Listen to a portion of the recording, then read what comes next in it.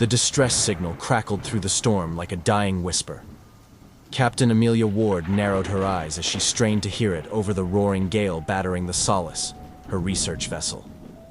Coordinates: unknown, stranded, Celestia. The signal cut, then came back with static-laced screams. The name froze the blood in her veins. Celestia, the luxury liner that vanished without a trace 30 years ago, presumed sunk in the North Atlantic. Her crew gathered in the control room, eyes wide. "Captain," murmured First Mate Ethan Hale, "that can't be real. The Celestia disappeared decades ago." "And yet," Amelia said, her voice steady, "the signal's real. We're the closest. We investigate." Thunder rolled across the waves as the Solace adjusted course toward a ship that should not exist. By nightfall, the fog thickened like cold breath against the windows. The radar showed a massive shape dead ahead. Lights flickered faintly through the mist, swaying like ghostly lanterns. As they approached, the crew gasped. There she loomed, the Celestia. Her hull was rusted, paint peeling, windows dark or shattered. Seaweed clung to her rails, and the once pristine decks were decayed, but she floated eerily, as if waiting. "No signs of life," murmured Ethan, scanning with binoculars. Amelia's voice was tight. "Gear up. We're boarding." The boarding party, Amelia, Ethan, medic Sarah, and engineer Lucas, climbed the rope ladder onto the Celestia's deck. The wood creaked underfoot. The air stank of rot and salt. Inside, the luxury liner's once grand halls were now silent, chandeliers dangling by threads, carpets sodden and blackened. But the unsettling part was the evidence of sudden departure. Half-finished meals in the dining hall, overturned chairs, suitcases in hallways. "It's like they just vanished," Sarah whispered. Lucas checked his instruments. "No power. But something's wrong. I keep picking up faint energy readings." They pressed deeper into the bowels of the ship, unaware that something was watched from the shadows. In the ballroom, a grand piano stood under a decayed velvet curtain. As they passed, a single note rang out, high, clear, and utterly chilling. "What the hell?" Ethan spun, flashlight beams sweeping across empty space. "It's just the ship settling," Sarah muttered, though her face was pale. Then came the whispers. Soft at first, like wind, then sharper. Voices, pleading, calling. "Help us. Please." Amelia clenched her fists. "Keep moving. Find the source of the signal." Down in the radio room, the old equipment sparked to life as they entered, lights blinking despite no power. A logbook sat open, ink scrawled in desperate, jagged lines. "We are still here. Trapped. Can't leave." Lucas's voice cracked. "Captain, what did they mean?" Behind them, the door slammed shut. The lights flickered as freezing cold swept through the room. Ethan rattled the door, but it wouldn't budge. Sarah gasped as a shadow passed over the window, a figure, gaunt and pale, staring in with hollow eyes. "Captain," she whispered, "what's happening?" Amelia steadied her breath. "Stay calm." A slow, deliberate knocking began on the door. 3 raps. Silence. 3 raps again. Lucas's instrument crackled. "Energy spike! Massive!" Suddenly the door burst open, but no one was there. They ran, flashlights bobbing through the darkened halls. Doors creaked, faint music echoed from unseen sources, and phantom laughter followed them.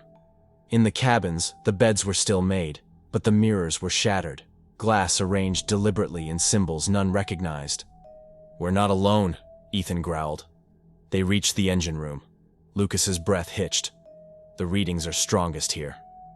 As they stepped inside, a figure emerged from the shadows, dressed in a captain's uniform, eyes milky white, lips split in a ghastly grin.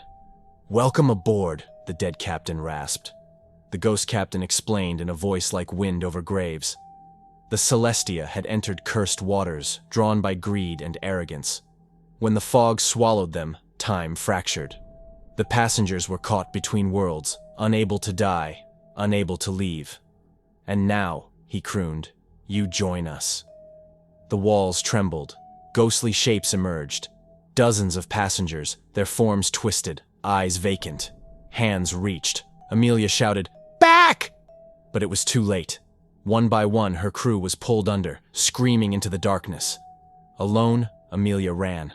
The ship shifted around her, hallways looping impossibly, doors leading back into the same room.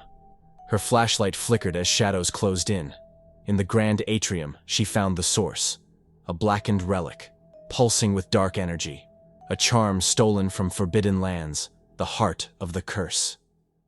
"Destroy it," she whispered to herself. As the dead closed in, she snatched the relic and hurled it to the ground. Light exploded outward, searing through the ship. Amelia awoke on the deck of the Solace, the dawn pale and cold. Around her, no sign of the Celestia, no sign of her crew, only the endless sea. She staggered to her feet, whispering their names into the wind. And deep below, in the darkness, the Celestia waited still, biding its time until the next ship strayed too close. Days passed. Amelia drifted alone aboard the Solace, its engines dead, supplies dwindling. The radio remained silent, no matter how often she called for help. Every night she dreamed of her crew. Ethan's grin, Sarah's warm laugh, Lucas's sharp wit, all gone, their faces twisted in the void. She shook awake each time, heart pounding, only to face the endless sea. By the third night, she saw it. In the distance, the Celestia, rising once again from the fog. No matter how far the Solace drifted, the cursed liner waited. Amelia knew then, she hadn't escaped. She was still caught in its grasp. Determined to end the nightmare, Amelia loaded what little gear remained and boarded a lifeboat. As the fog swallowed her, the ghost ship's silhouette sharpened, beckoning like an open grave. This time, she knew where to go. The atrium, where the relic had pulsed. But as she stepped onto the deck, the ship seemed aware. The corridors twisted even more violently, walls whispering her name, doors slamming shut behind her. Through shattered portholes, she glimpsed Ethan, Sarah, Lucas, their spectral forms drifting, eyes hollow, mouths open in soundless screams. "I'm here," she whispered. "I'm coming for you." She reached the atrium, now transformed. Roots of blackened wood coiled from the walls, pulsing like veins. In the center stood the relic, reborn, larger, more grotesque. Around it hovered the captain and dozens of ghostly figures, chanting in a tongue Amelia couldn't understand. "You cannot win," the captain rasped, turning his gaze on her. "You are already ours." Amelia raised the flare gun from her belt, heart hammering. "We'll see about that." The flare ignited with a deafening roar, striking the relic dead center. The pulse of light cracked through the room, sending waves of burning energy through the ship. The captain shrieked, his form distorting, shattering into ribbons of smoke. The relic cracked, splintered, and with one last scream, imploded. Suddenly, the ship began to break apart, walls splintering, decks heaving. Amelia ran, dodging falling beams, leaping over fissures, splitting the floors. Behind her, the ghosts screamed, not in anger, but in release. She reached the deck just as the Celestia began its final descent. Cold hands grabbed her ankle, pulling her back, but Ethan's ghost appeared, his hollow eyes briefly glowing with memory. "Run," he whispered. She stumbled into the lifeboat, cutting the line just as the ship groaned and plunged beneath the waves, dragging centuries of curses into the deep. For a long time, Amelia drifted, watching as the fog lifted, the dawn finally breaking clear. Weeks later, a cargo ship found her, adrift but alive. They pulled her aboard, whispering about the miracle of her survival. She never spoke of the Celestia, nor the crew she'd lost. But at night, she sometimes heard them. Soft laughter, a familiar voice in the wind, the sound of a piano playing a single note far out at sea. And she knew the curse was broken. For now. But some nights, when the fog rolled in and the waves were still, she thought she saw a light far out on the horizon. A ghostly silhouette waiting to rise again.